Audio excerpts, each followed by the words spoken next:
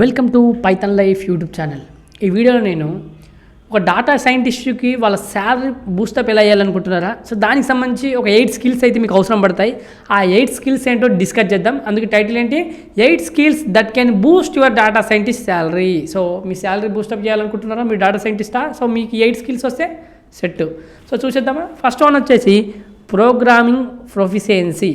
So నేనేం చెప్పాను, చాలాసార్లు చాలా వీడియోలో కూడా చెప్పాము, మనం పైథాన్ నేర్చుకుంటే లేకపోతే ఆర్ అనే లాంగ్వేజ్ నేర్చుకుంటే మీరు డాటా సైన్స్ నేర్చుకోవచ్చు, ఏఐ కావచ్చు. సో ఈ విధంగా నేను చెప్పేది ఏంటంటే మ్యాక్సిమం మీరు పైథాన్ నేర్చుకోవడానికి ప్రయత్నించండి. ఇంకా చాలా రకాల యూజ్ అవుతుంది కాబట్టి చెప్తున్నాను. సో మీరు ఒకవేళ పైథాన్ నేర్చుకోవాలనుకుంటే మన యూట్యూబ్ ఛానల్కి వెళ్ళండి. కిరణ్ సార్ గారు చాలా బాగా ఎక్స్ప్లెయిన్ చేశారు. 10 hours వీడియో ఉంటుంది. మీకు ఎలాంటి బేసిక్స్ లేకపోయినా అర్థమవుతుంది ఒకవేళ పైథాన్ నేర్చుకోవాలనుకునే వాళ్ళు. సో పైథాన్ తర్వాత ఆర్ లేకపోతే ఎస్క్యూఎల్ ఇలాంటి మనకు దేనికోసం యూజ్ అవుతుంది, మెయిన్గా డేటా మ్యానిపులేషన్ అండ్ డేటాను అనాలిసిస్ చేయడానికి. సో అప్పుడు మనకి ఏమవుతుంది, మన ప్రొడక్టివిటీని బూస్టప్ చేయడానికి కావచ్చు, సో అండ్ పొటెన్షియల్ శాలరీస్ కోసం కావచ్చు, మనకి ఈ ప్రోగ్రామింగ్ లాంగ్వేజెస్ అనేవి చాలా ఇంపార్టెంట్. సో మెయిన్గా పైథాన్ ఆర్ ఎస్క్యూఎల్. సో ఈ విధంగా మనకైతే అవసరం పడతాయి. తర్వాత machine learning. So proficiency in mission learning allows for accurate model development. So మీకు మిషన్ లెర్నింగ్ వస్తే ఏమవుతుందంటే సో మనకేంది అక్యురేట్ మోడల్ డెవలప్మెంట్ అనేది పాసిబుల్ అవుతుంది. అండ్ డీపర్ డాటా ఇన్సైట్స్, ఇంకా డీపర్గా డాటా ఇన్సైట్స్ తెలుసుకోవచ్చు. Increasing value to employers and earning potential. So increasing value to employers కావచ్చు, potential అనేది earning కావచ్చు, ఎర్నింగ్ చేయడానికి కావచ్చు, మనకు చాలా యూస్ఫుల్ అవుతుంది మెషిన్ లెర్నింగ్ అనేది. సో సెకండ్ వన్ వచ్చేసి సెకండ్ స్కిల్ నేర్చుకోవాలి, మెషిన్ లెర్నింగ్ నేర్చుకోవాలి. ఫస్ట్ వన్ అంటే ప్రోగ్రామింగ్ లాంగ్వేజ్, తర్వాత మెషిన్ లెర్నింగ్, తర్వాత స్టాటిస్టికల్ అనాలిసిస్. సో మీరు డాటా సైన్స్ సైడ్ అంటే మీరు ఆల్రెడీ డాటా సైంటిస్ట్ అయినా కూడా డాటా సైన్స్ సైడ్ రావాలనుకున్న వాళ్ళకు కూడా మెయిన్గా కొన్ని మ్యాథమెటికల్ అవసరం పడుతుంది, మ్యాథ్స్ అనేది అవసరం పడుతుంది. లీనియర్ ఆల్జిబ్రా కావచ్చు, స్టాటిస్టిక్స్ కావచ్చు, ఈ విధంగా అవసరం పడుతుంది. సో ఇక్కడ మేము స్టాటిస్టికల్ అనాలిసిస్ చూద్దాం. Strong statistical skills lead to robust data analysis, informing better decision making and potential higher compensation. So మనకి ఈ స్టాటిస్టికల్ స్కిల్ ఉంటే ఏమవుతుందంటే మన డాటాను అనలైజ్ చేయడం ఈజీ అవుతుంది, ప్లస్ మంచిగా అక్యురసీగా వస్తుంది.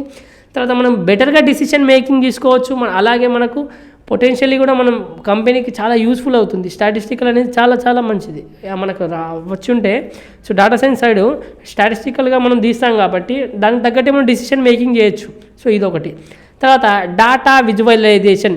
Clear visualization did aid in communicating insights. So మనకి ఏమవుతుందంటే కమ్యూనికేటింగ్ చూడడానికి ఇప్పుడు మనం విజువలైజేషన్లో ఉన్నామనుకో మనకి ఈజీగా అర్థమవుతుంది. ఈజీగా క్లమ్జీగా ఉండేదాని బదులు ఒకసారి విజువల్గా చూపిస్తే ఇది ఇంత అని చెప్తే వాళ్ళ స్టాటిస్టికల్ అనాలిసిస్లో కావచ్చు.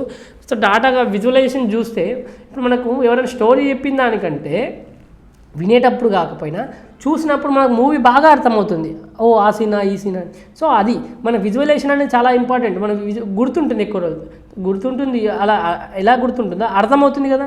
సో ఈజీగా డిసిషన్ కూడా తీసుకోవచ్చు కానీ అరే ఇట్లాంటి సినిమా బాగుందా లేదని. సో అదేవిధంగా డాటా విజువలైజేషన్లో కూడా మనం చూస్తే మనకు కమ్యూనికేటింగ్ అనేది ఇన్సైట్స్ ఈజీ కమ్యూనికేట్ అవుతుంది.